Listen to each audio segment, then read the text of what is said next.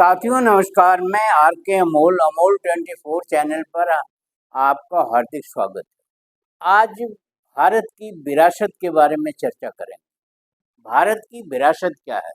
भारत की विरासत है विविधता। विविधता का मतलब ये हुआ कि जंगल, नदियाँ, अन्य प्राकृतिक साधन, समुद्र से घिरा हुआ होना। तीन तरफ से भारत समुद्र से घिरा हुआ है। विशाल वन क्षेत्र, विशाल जीव जंतु, विशाल सारी चीजें जो है वो विरासत में आती हैं हमारी। और हमारा विरासत विरासत जो है वो प्रचुर एवं संपन्न है। इन जंगलों से बहुत सारी संपदा है। ये नदियां एक संपदा है। जीव जंतु हमारी संपदा है। और बहुत सारे झील, बहुत सारे तालाब, अन्य चीजें जो पानी के स्रोत हैं वो भी हमारी संपदा है। कोयला, खनिज, अन्य जो है चीजें वो भी हमारी संपदा है और बहुत बड़ी संपदा है। और बौद्धिक संपदा तो है ही है। बौद्धिक संपदा अगर नहीं होगी तो हम उसका उपयोग नहीं कर सकते। छोटे और बड़े पहाड़, पठार, ये सारी चीजें जो है हमारी संपदा है और इन्हें प्राकृतिक संपदा कहते हैं। इन्हें प्राकृतिक संपदा बोलते हैं। तो इन संपदाओं, अपार संपदाओं का हम उपयोग क्यों नहीं कर पा रहे हैं? हमारा देश संपन्न क्यों नहीं हो पा रहा है? यह एक सोचने का विषय है। यह एक विचारणीय विषय है। ये मंथन करने का विषय है। ये बहुत सारी चीजें। इसके पीछे जो मेरी समझ में आता है वो अज्ञानता। अज्ञानता का भी एक विस्तृत दायरा है हमारे पास। छोटे मोटे अज्ञानी नहीं है हम, बहुत बड़े अज्ञानी। सामाजिक संरचना है, इसको विस्तार से अभी आगे आपको बताएंगे। अशिक्षा है, नए नए विचारों और नए नए चीजों की खोज करने की का अभाव है। वैचारिक अभाव है, रचना का अभाव है, आपसी मतभेद हैं। ये इसमें बहुत बड़े बाधक हैं। अब आगे चलते हैं हम तो आपको बताते हैं कि नदियों का सदुपयोग हम नहीं कर पाते। इनके जल का सदुपयोग नहीं कर पाते हैं हम। पहाड़ों का नहीं कर पाते हैं। मतलब जो भी हमारे प्राकृतिक संपन्नता है उसका हम सदुपयोग इसलिए नहीं कर पाते हैं कि हमारी सामाजिक संरचना दूषित है। हमारी सामाजिक संरचना बहुत ही दृष्टि विहीन है, अंतर विरोधों से भरी पड़ी है। अंतर विरोध क्या है? हम आपस में जातियों के नाम पर लड़ते रहते हैं। हम आपस में धर्म के नाम पर लड़ते रहते हैं। हम आपस में ढोंग पाखंड आडंबर के आधार पर लड़ते रहते हैं। हम आपस में एकता नहीं बना पाते और हम आर्थिक आधार पर भी लड़ते रहते हैं। एक संपन्न है, एक विपन्न है। विपन्न कैसे हुआ, इस पर मनन होना चाहिए। ये दलित कैसे बने, इस पर मनन होना चाहिए। ये पिछड़े कैसे बने, इस पर मनन होना चाहिए। और ये इस देश के उन्नति में पूर्णतया 100% बाधक है।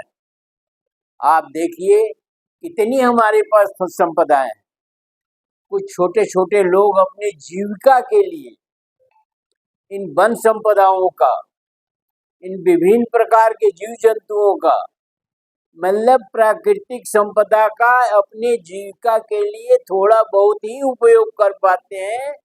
कहने का मेरा मतलब है हम इस तरह से विकसित नहीं है कि हम उसका निर्यात कर सकें। हम दूसरों देशों को अपना जो है संपदा का या अपनी कला का या अपनी बुद्धि का निर्यात कर सके। तीन तरफ से समुद्र से घिरा हुआ है। सारे विश्व को हम मछली पालन सिखा सकते हैं और मछली का निर्यात कर सकते हैं,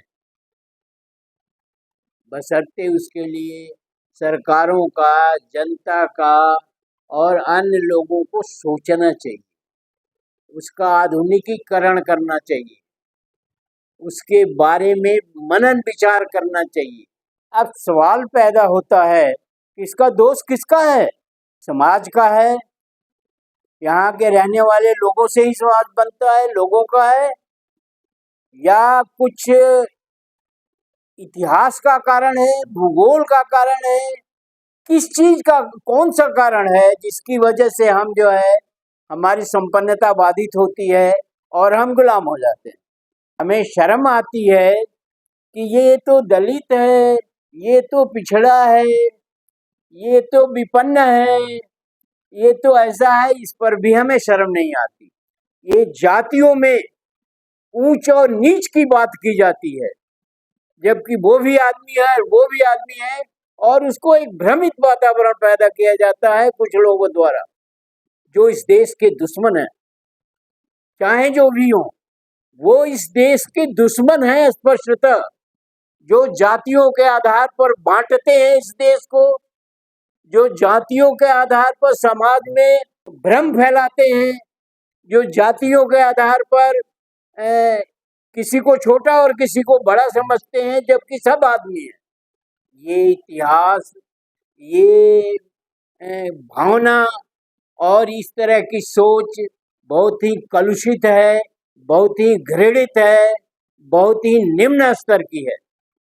और इस पर जो इस तरह की बातें करते हैं ढोंग पाखंड आडंबर की, इस पर उन्हें सजा की जानी चाहिए। अगर ऐसा नहीं करेंगे तो आपकी जो दुर्दशा पहले हो चुकी है, कोई कहता है कि फला ने जो है वो बाबर को बुलाया और ठेका ने बाबर को बुलाया और आज भी लड़ते हैं। बाबर आया कैसे? तरह तरह की आप अपनी संभावनाएं पैदा करते हैं और कहते हैं हम तो ऊंचे हैं। आपने कैसे हमसे कह दिया कि हम ऐसा कर सकते हैं, जबकि हुआ है। पर यहाँ बेशर्मों की संख्या ज्यादा है, बहुत ही बेशर्म है लोग, जो इस देश का छोड़ करके जातियों के पीछे भागते हैं। जो इस देश की संपदा का उपयोग नहीं हो पाता है, वो उसका मूल कारण ये जातियां हैं। कुछ जातियां काम करती हैं, कुछ जातियां नहीं करती हैं। जो काम करती हैं उनको छोटा समझा जाता है।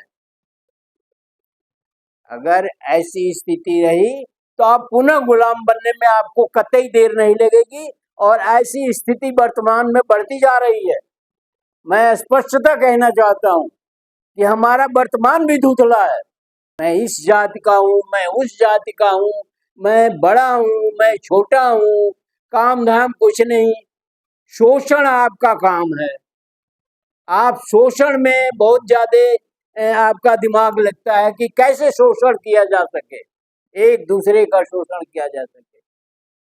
बुद्ध ने कहा था, या तमाम हमारे नेताओं ने भी कहा था पहले, कि समता, समानता और बंधुत्व अगर नहीं रहेगा तो ये देश फिर गुलाम होगा। और इन्हीं कारणों से गुलाम रह चुका है और 755 साल गुलाम रहा, और आज भी स्थिति में बदलाव नहीं आ रहा है।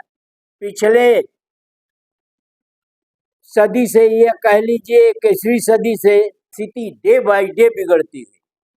यहाँ ऐसी ऐसी संस्थाएं हैं जो बिल्कुल बेशर्म हैं, और मैं तो ये कहने में भी संकोच नहीं होता है कि ये संस्थाएं या इस तरह के लोग विदेशी हैं और बाहर से आए हुए हैं और इस देश का शोषण कर रहे हैं।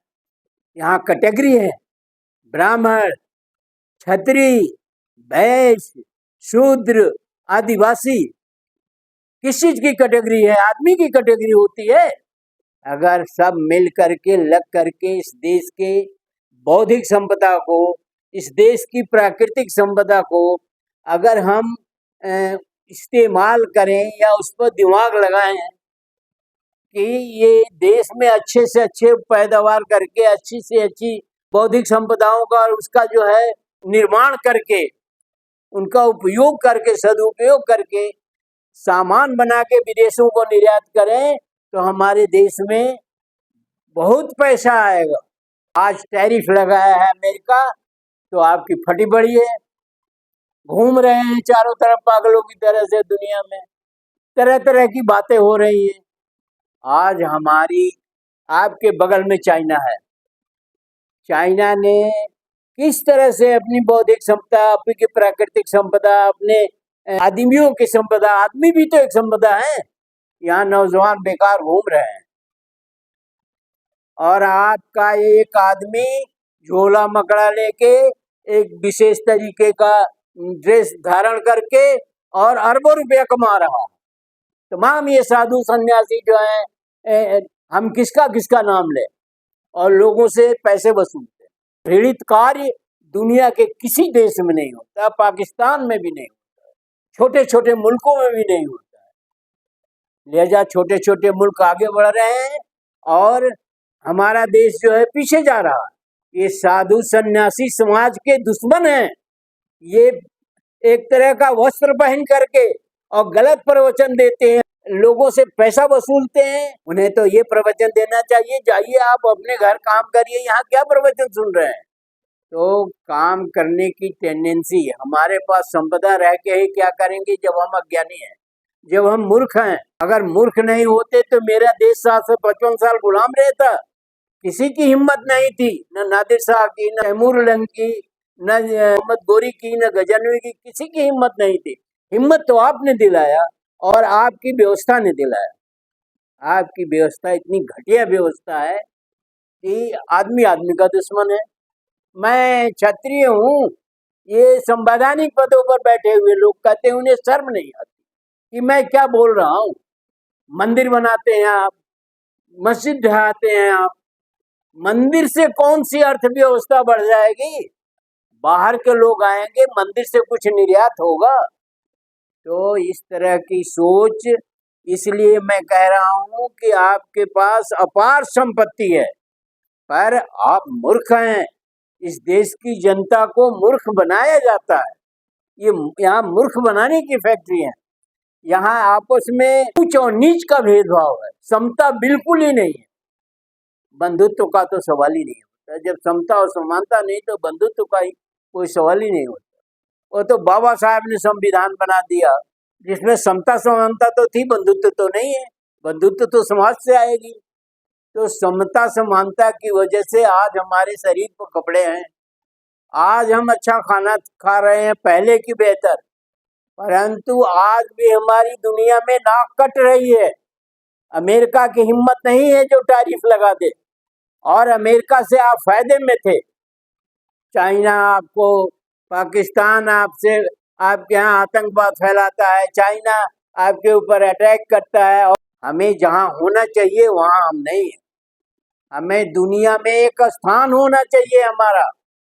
आप सारे इंडेक्स में नीचे हैं और आपस में उपहास करते हैं। रुपया गिर रहा है तो उस देश की सरकार भी गिर रही है। या आप ही बोले थे, आपकी समझ में नहीं आया मैं क्या कर रहा हूँ। आज आपको तंज कसा जा रहा है तो आपको शायद तकलीफ हो रही होगी। जो आपने किया है वही लोग आपको वापस कर रहे हैं। ये खेल खत्म करिए, इस खेल में कुछ नहीं रखा है। ये फाउल खेलना बंद करिए। ये देश का हित हो रहा है, हम हित कर रहे हैं इस देश का। दलित कैसे बने, पिछड़े कैसे हुए? निश्चित रूप से बेईमानी हुई, निश्चित रूप से अपराध हुआ, निश्चित रूप से दुर्भावना का काम किया। आप कोई काम नहीं करते हैं, दिन रात षड्यंत्र और फरेब करते रहते हैं। ये कोई छिपी हुई बात नहीं है, स्पष्ट है, आपके इतिहास में है, आपके स्क्रीन पर है, आपके दिमाग में है और आपके कार्य शैली में भी है। तो इस तरह से मैं तो यही कहूँगा, इस देश की संपदा का तो हम रक्षण करें। विज्ञान को तो कुछ समझते ही नहीं। आप विज्ञान के बारे में न तो जनता को शिक्षित करते हैं, शिक्षा ही नहीं देते हैं। आप तो कहते हैं कांवड़ यात्रा करो। संवैधानिक पदों पर बैठे हुए लोग कांवड़ यात्रा को प्रोत्साहित करते हैं। क्या मिलता है उसमें? कौन सा उसमें सामान पैदा होता है? और जब सामान नहीं पैदा होगा तो आप निर्यात किस चीज का करोगे? ये ढोल पाखंड आडंबर का निर्यात तो हो नहीं सकता। ये मंदिरों का और पूजा पाठ का और इस तरह के छुआछूत का और भेदभाव का निर्यात तो हो नहीं सकता। और विदेशों में ये सब कुछ नहीं होता है। वहाँ दिन रात लोग काम करते हैं, जो जिसके हिस्से में है, जिसके पास जितनी बौद्धिक क्षमता है, बौद्धिक क्षमता को तो डेवलप करना पड़ता है, उसको तो बढ़ाना पड़ता है। कोई लेके नहीं आता, चाहे वो किसी भी जाति का हो। मैं तो जात को मानता ही नहीं, मैं जात व्यवस्था से बिल्कुल, हमारे दिमाग में ही नहीं रहता है।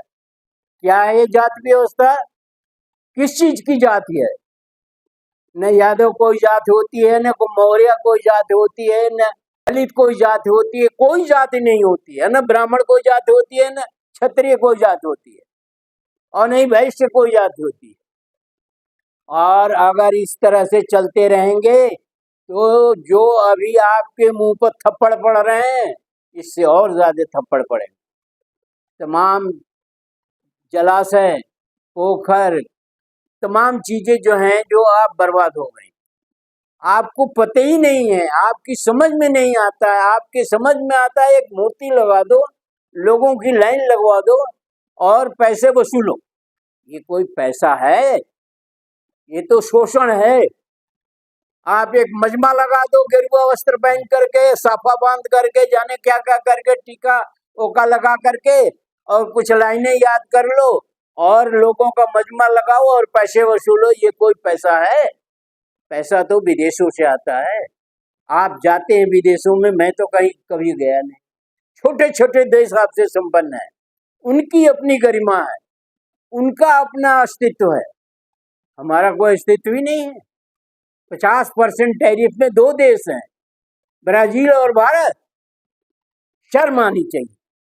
मैं दावे के साथ कह सकता हूं, अगर ऐसा नहीं होता तो यहाँ भाईचारा होता, अगर ऐसा नहीं होता तो यहाँ समता होती, अगर ऐसा नहीं होता तो यहाँ समानता होती। आप खुद समझते हैं, समाज 2 हिस्सों में बटा हुआ है। दलित और पिछड़ों में थोड़ी तो तालमेल है, थोड़ा तो एक समझ है। ब्राह्मणों, ठाकुरों में, वैश्यों में थोड़ी तो समझ है। क्यों? सब नहीं आ सकते एक साथ, और एक साथ नहीं आ सकते तो आपके पास सिर्फ षड्यंत्र के अलावा कुछ नहीं है। और दलित और पिछड़ों के बाद काम करने की शक्ति है, जिसका दुरुपयोग होता है, जिसकी वजह से वो छोटे समझे जाते हैं। बस यही कारण है जिसकी वजह से देश डूब चुका है, डूब रहा है और डूबेगा। वीडियो को ध्यान से पढ़िए, समझिए, और मैं सबसे ये निवेदन करूंगा, इन आम जनता से मैं निवेदन करूंगा कि इस चीज की बारीकी से अध्ययन करिए, समता लाइए, समानता लाइए, बंधुत्व लाइए और इस देश को बचाइए। और नहीं तो मैं जब बताने लगूंगा कि कैसे कैसे क्या हुआ, किस तरह से हुआ, यहाँ कुछ ऐसे भी धूर्त हैं जो दुश्मनों से मिल जाते हैं। मानवता से तो हम बिल्कुल ही जमीन आसमान का अंतर है। मानवता आसमान पर है और हम जमीन पर हैं। वीडियो को ध्यान से पढ़िए, समझिए, मुझे भी कमेंट बॉक्स में समझाइए। अगर सब चैनल को सब्सक्राइब न किया तो सब्सक्राइब कर लीजिए। वीडियो को शेयर और लाइक करना न भूलें। धन्यवाद। जय भारत, जय संविधान।